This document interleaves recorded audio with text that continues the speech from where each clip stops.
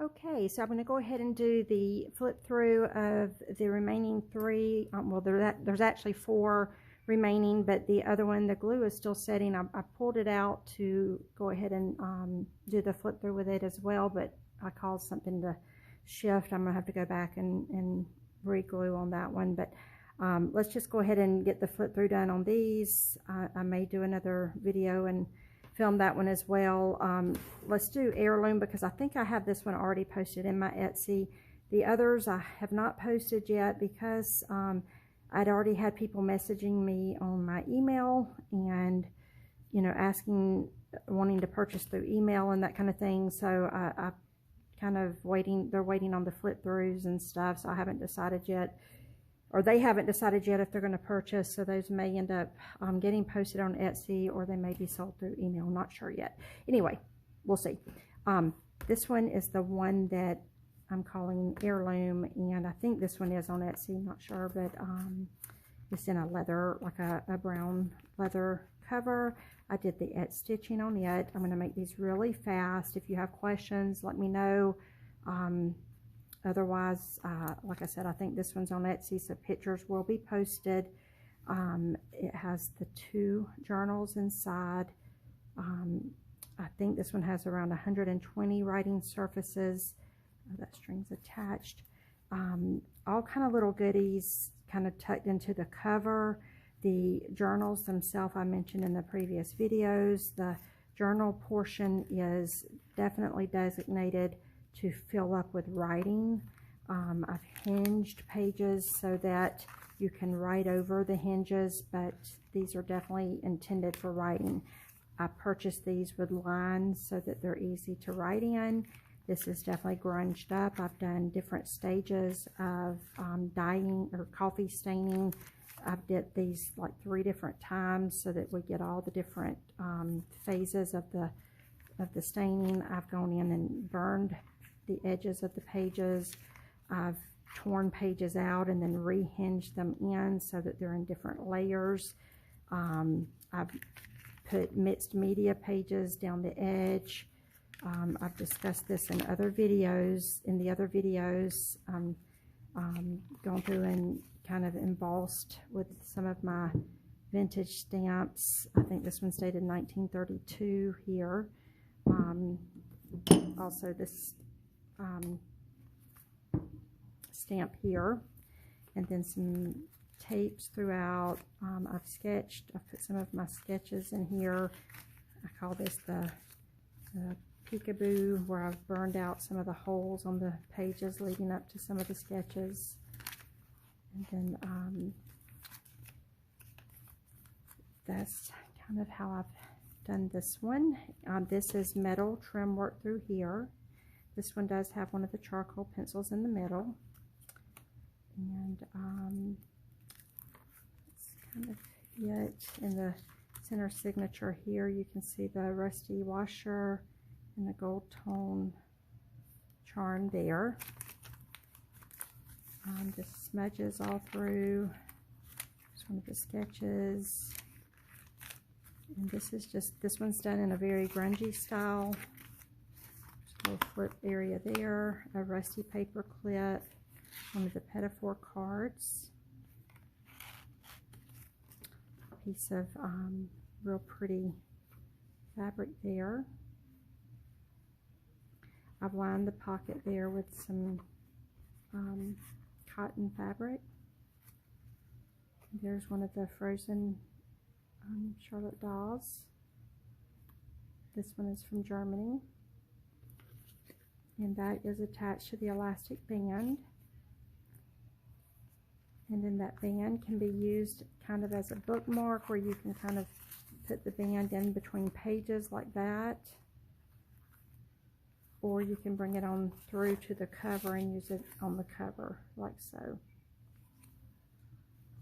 Okay, that completes that flip through. And then this one is done with a real pretty colorful cover. This is kind of outside of my comfort zone. I don't normally do colorful styles like this. It gave me an opportunity to use some of my supplies that were more colorful in nature. I usually do very neutral colors, I have a lot of supplies that are colorful. That's a clay bead right there. I do have a lot of supplies that have a lot of color to them. This had 2 different elastic bands because the moleskin journal here, it has all lined pages, and I did not coffee stain these. I did dip them, but not with coffee. I dipped them numerous times so that the pages would have texture to them and grunginess to them a little bit, so that they were aged feeling. I just bundled some pages together there. I did hinge the pages with tape, and then I put a whole page full of layers and layers of tape here, and the tape will peel away because I've layered it on top of each other. That way, if anybody wants it or gets the journal, they can have coordinating tape that I've used throughout the journal for hinging. This tape will coordinate, and they can go through and use the tape for hinging stuff in, like that. And then, you know, so I've put that onto this page, and there's all kind of layers here of tape that you can go through and peel away, and this tape will all coordinate. I mean, there's probably 3 layers of tape here, and it's all done on top of a layer of duct tape so that it all will peel away, and then it all coordinates. And then I did all of this. There's the frozen Charlotte doll there, and it's just all layered on a cluster like that. And there's a bag in here with some little flat back little rhinestones that can be used as tabs on all the pages. They look really pretty lined up along the edges of the pages. I didn't want to do that because, to me, if you journal on these pages and I put these rhinestones on there before you journal, it can kind of get in the way of your journaling. And I put mixed media little strips down the edges here, and if you want to go in and paint on these edges, which will look so cool from the side view, I didn't want these to interfere with that.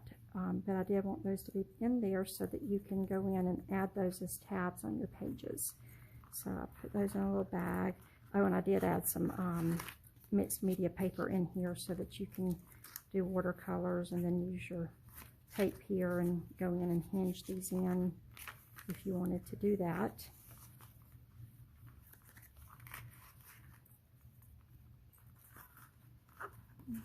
Then up here, there's all kind of little goodies. This is some of that metal trim there that you can use on the edge as a tab. Card that coordinates with the colors. This is just some paper, some trim that you can use as tab, and then a little flower fabric that you can use on the edge of a page as a tab. And this is a piece of fabric with some of the pretty pastel flowers that coordinate with the colors. And then some more of the colorful and then white lace and colorful rope. Here we go. Oh, and then I've put little pieces all through here that you can use as bookmarks or page marks throughout your papers, or you can add them to the edges as just little accent pieces. Okay.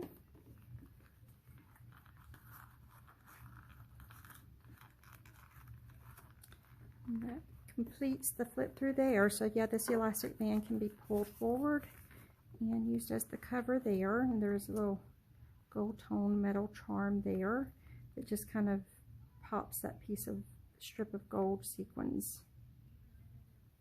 And you can see the binding of this signature sewn in there.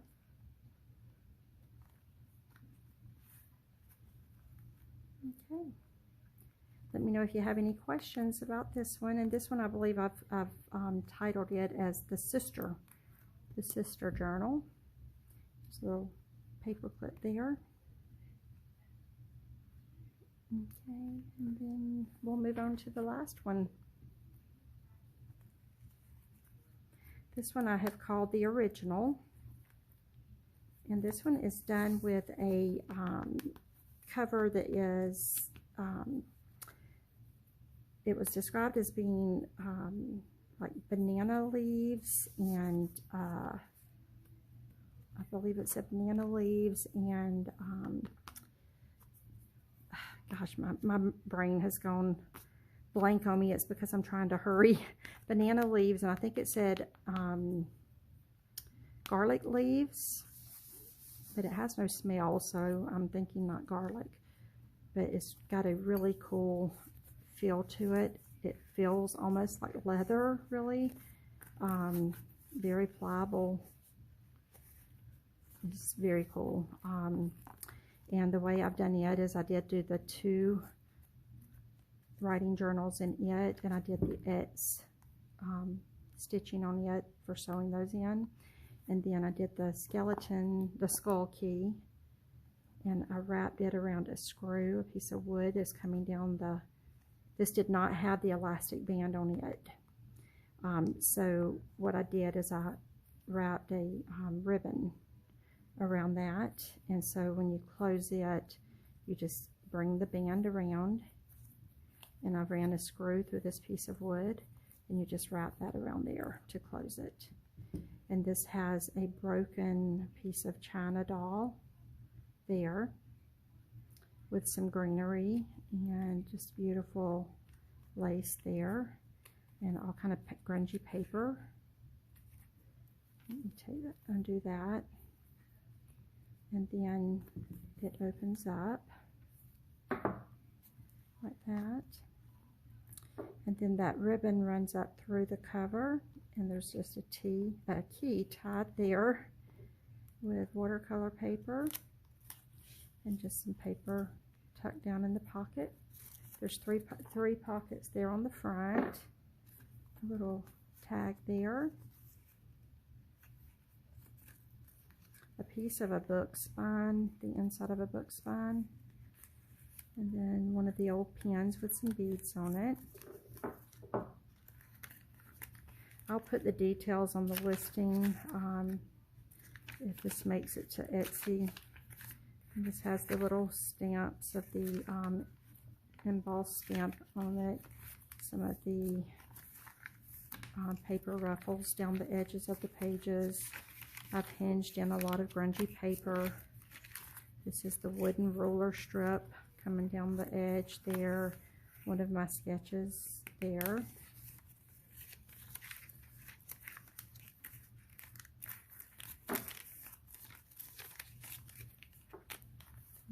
And some little quotes in here in this one, and some velvet ribbon there.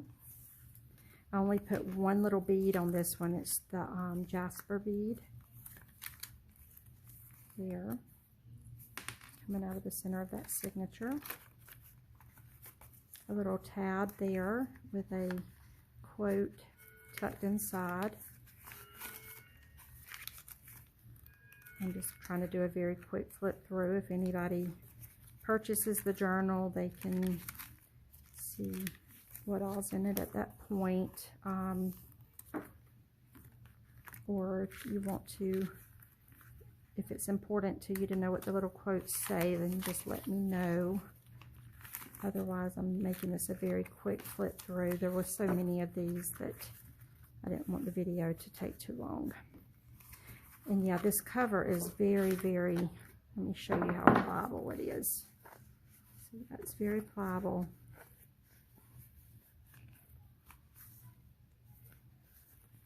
Okay. All right, let me know if you have any questions. The strip of wood coming down the front there like that. And yeah, let me stick this back in the back pocket so I don't forget it. And again, let me know if you have any questions. That's going to complete. I might pull that other one out and do just a very, very quick video flip through of it. But it,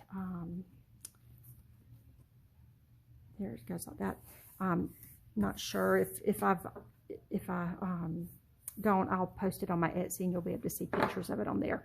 Anyway, thanks for your patience. Sorry I ended up having to split this up into 2 videos.